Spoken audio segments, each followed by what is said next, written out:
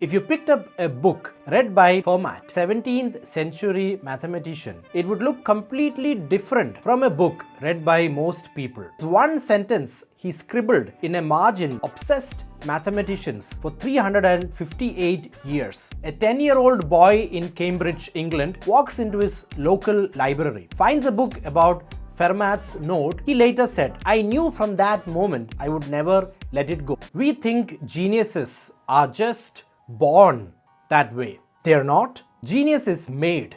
Tiny differences in how they do things, compounded over years. That's what creates genius results. What kind of tiny differences? An example. If you picked up a book read by Fermat, 17th century mathematician, it would look completely different from a book read by most people. Different how? That's what we're going to explore. Because one sentence he scribbled in a margin obsessed mathematicians for 358 years.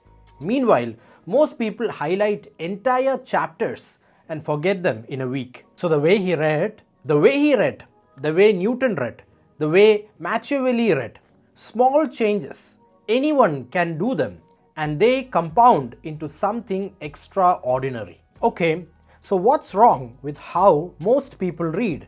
Let's start with a painful number, 80%. 80% what? You forget 80% of what you read. Finish a book, feel great, and a week later, gone. Just vibes. That's brutal. And here's what doesn't work. Rereading doubles the time, doesn't improve retention. Your brain just recognizes words like "I've seen this" and checks out. What about highlighting? Same problem. You're marking text. You feel productive, but your brain isn't doing anything. It's just decorating. So a highlighted book, it's a decorated book, not a learned book. Then what's different about Fermat's book or Newton's book? Their books were not highlighted, they were argued with. First, you need to understand why we forget. Your brain has two systems, working memory and long-term memory.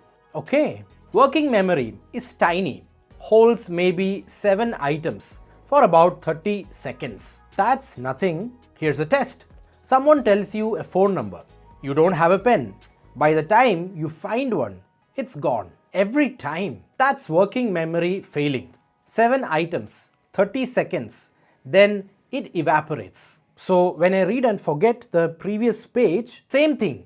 Working memory dumping information. And here's the problem. Highlighting, underlining, rereading, all of that just uses working memory. Words go in, words go out. Nothing transfers. Transfers where? Long-term memory, where things actually stick. How do you get things there? Encoding. What's that? Think of your brain like a computer. Information comes in, but it has to be converted into a format your brain can store. If that conversion doesn't happen, nothing saves. Like streaming versus downloading? Exactly. Highlighting is streaming.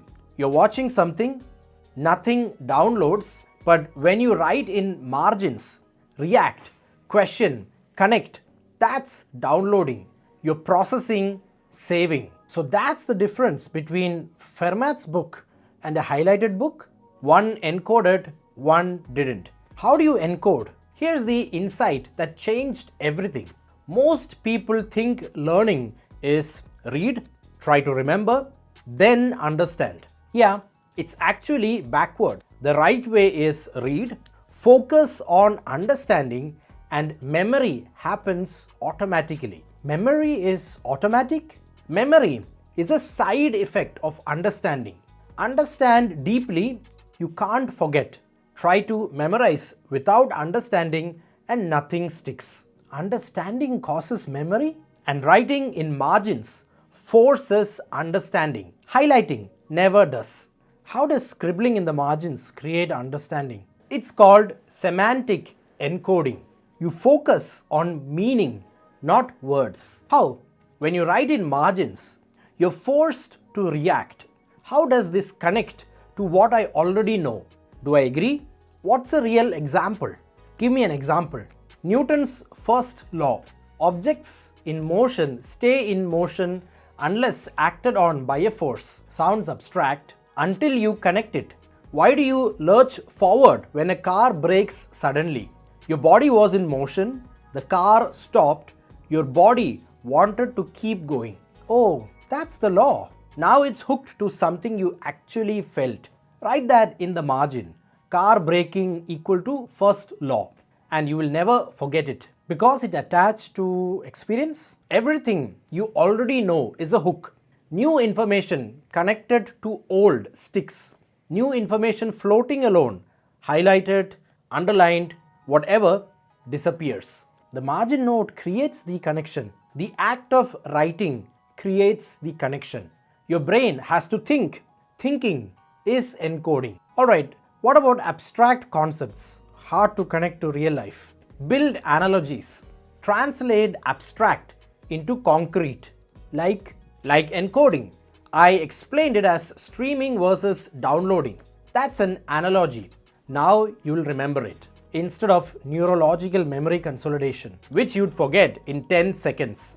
When you write your own analogy in the margin, your brain does work. That's encoding. So I'm not recording, I am translating into your language, your examples. That's why it sticks. Well, my mind wanders a lot when I read. What do you think about? Random stuff, food, shopping. That's your brain saying it's bored. Bored? Your brain hates passive input. Highlighting is passive. When nothing is happening, your brain wanders off. So you mean mind wandering is a signal? It means you're reading passively. But when you're writing, questioning, connecting, your mind doesn't wander. It's too busy. Margins keep you engaged. Margins force engagement. Engagement creates memory. So Newton, Machiavelli, their books were full of margin notes obsessively. There's a name for it, marginalia. Newton's books are filled with scribbles, arguments, questions, diagrams. What about Fermat? You mentioned his book looked different. Fermat is the most famous example. 1637, he was reading an ancient Greek math book, Arithmetica by Diophantus, and in the margin he scribbled one sentence. What did he write? I have discovered a truly marvelous proof which this margin is too narrow to contain. He didn't write the proof? Never. He died a few years later. His son found the note going through his father's books. So the proof was lost. It was never written down. Just that one teasing sentence. And for 358 years, the greatest mathematicians in history tried to figure out what Fermat knew. 358 years, entire branches of mathematics were invented trying to solve it. Careers were built on it. Thousands of wrong proofs flooded in. Did anyone ever solve it? 1963, a 10-year-old boy in Cambridge, England, walks into his local library, finds a book about Fermat's note. He later said, I knew from that moment I would never let it go. 10-year-old Andrew Wiles. Stay till the end and I'll tell you what the problem was and how he solved it. So he remembered that book for decades because it hooked to something deep. That's the power of actually engaging with what you read. Okay, how do I actually do this? Two types. First, margins. While you read. What do I write? Reactions, not summaries. Key point, this connects to X, or I disagree. How does this fit with chapter 2? Capture your thinking in the margins. Well, what if I'm wrong? Doesn't matter. The act of reacting is the encoding. Right or wrong, you are processing the information. What's the second type? Formal notes. Separate notebook. Here's the method. Before reading a chapter, skim it. Intro, headings, conclusion. Before reading, then write what you think it'll cover. How it connects to what you know, what you expect to find difficult. Why? You're priming your brain. When you read, you're testing predictions. You are engaged because you want to know if you were right. Clever. Then, as you read, pull out key ideas, your own words, questions, connections, capture thinking, not just text. Type or handwrite? Handwrite. That's slow. That's the point. A 2014 study says handwriters outperformed typers. Shorter notes, higher quality, better retention. Why? You can't write as fast as you read. So you're forced to process in real time. Decide what matters. That decision making is encoding. So speed is a disadvantage. For learning? Yes. Slowness forces thinking. Thinking creates memory. Does this work for everything? I'm struggling with history. How are you studying? Reading the chapter multiple times. Like a story, start to finish? Yeah. History isn't linear. It's a network. Events connect. In your margins, draw those connections. Like what? Say you're studying Indian independence. Not just Salt March happened, but in your margin, British salt tax, Gandhi's protest, mass civil disobedience, global attention, independence momentum, different things that connect with each other. The chain of causes. When you see the chain, you understand. When you just read paragraphs, you memorize isolated events. That's why I remember Gandhi walked somewhere, but not why it mattered. Events without connections are trivia. Connections are understanding. How about math? How are you studying? Reading the textbook and writing down formulas. How many problems have you solved? None. I want to understand first. Math isn't a spectator sport. In your margins, work problems. Make mistakes. Write, why doesn't this work? That's encoding. So you mean struggle is the point? Struggle is encoding. Interesting. What about coding? How many projects have you built? I've been watching mostly tutorials. Close the tutorial, build whatever app you can. Try to use what you learned. That's your margin note for coding. So just start. Honestly, this sounds slower, fewer books, but there's so much to learn. But right now, you're keeping almost none of it. Highlight 50 books, keep 10%. Or deeply read 10 books, keep 5 times more. That's more total knowledge. It's not about how many books you finish. It's about how much stays. What if I don't have time for all of this? Then consume less. You mean just stop? Information consumed but not processed is worse than nothing. It gives you the illusion of knowledge.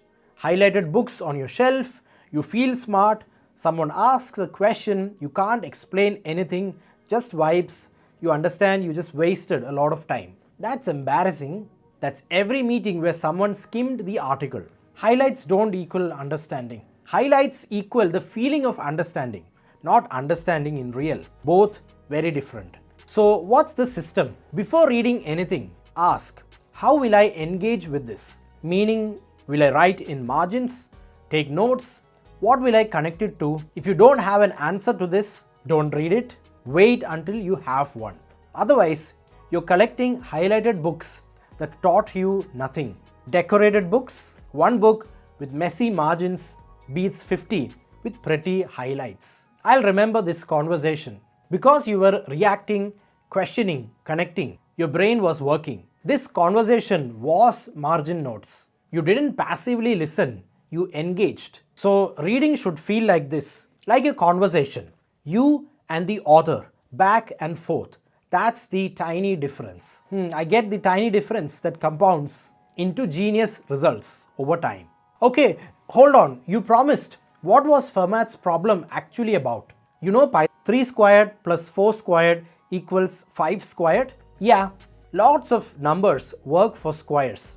Fermat claimed if you change squares to cubes or any power higher than 2, 0 solutions exist.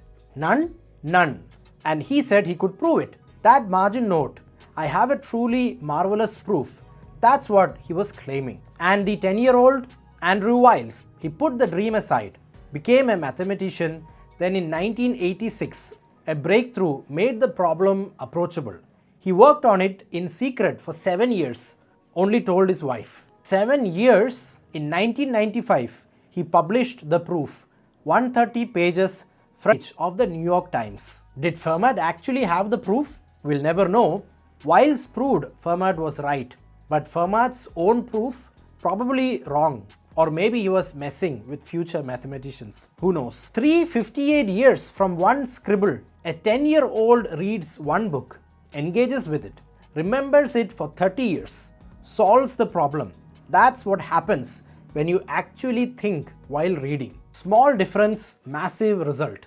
Genius isn't born, it's built one margin note at a time. Time to read something, I guess, slowly, with messy margin notes, not highlights, definitely not highlights.